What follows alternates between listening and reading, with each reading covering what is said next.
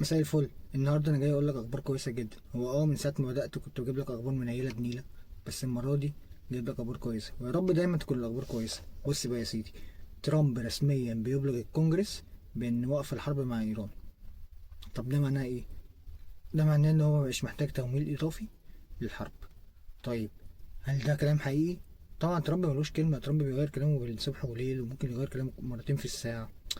بس بما انه ابلغ الكونجرس بشكل رسمي، فدي غير كل مرة. كان كل مرة يطلع يقول لك احنا انتصرنا احنا انتصرنا احنا انتصرنا، وفي الآخر يرجع يضرب تاني. أنا بقول لك دلوقتي هو أعلن الكونجرس بشكل رسمي وقف الحرب مع إيران، وقال له احنا اقتربنا جدا من حل النزاع مع إيران. طيب إيران بداية حسن نية بتقول لك أنا ممكن أفتح مضيق هرمز قبل محادثات البرنامج النووي. طيب، هل المضيق اتفتح؟ لا، لسه المضيق ما اتفتحش، ولسه الحصار قائم لحد دلوقتي على الموانئ الإيرانية. عايز اقول لك ان خزانات النفط في ايران اتملت على اخرها بسبب ان مفيش تصدير. هو كده كده كان عليها عقوبات، لكن كان عندها اسطول اسمه الاسطول الاسود، كان بيصدر عادي. لكن دلوقتي التصدير واقف بجد. حتى المراكب اللي بتعدي ممكن من وسط 100 مركب يعدي مركب. طيب، ده هيوضح لنا بايه؟ المفروض بعد الاخبار دي ان يبدا اسعار النفط تقل. كمان عندك بعد ما الامارات خرجت من اوبك واوبك بلس، فهي دلوقتي متحكمه تماما بالكميه اللي عايزه تطلعها.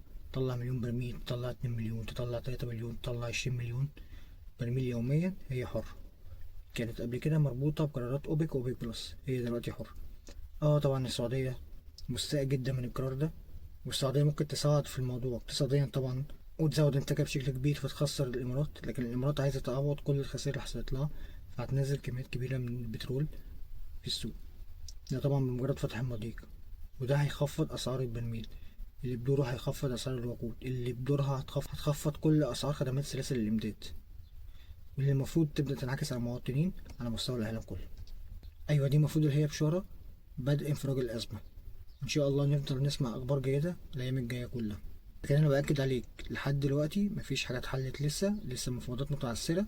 في مفاوضات شغاله، بس لسه مفاوضات متعثره. لكن كده في امل ان المفاوضات ممكن توصل لحاجه كويسه جدا. فتابعني عشان باذن الله اعرفك كل جديد. سلام.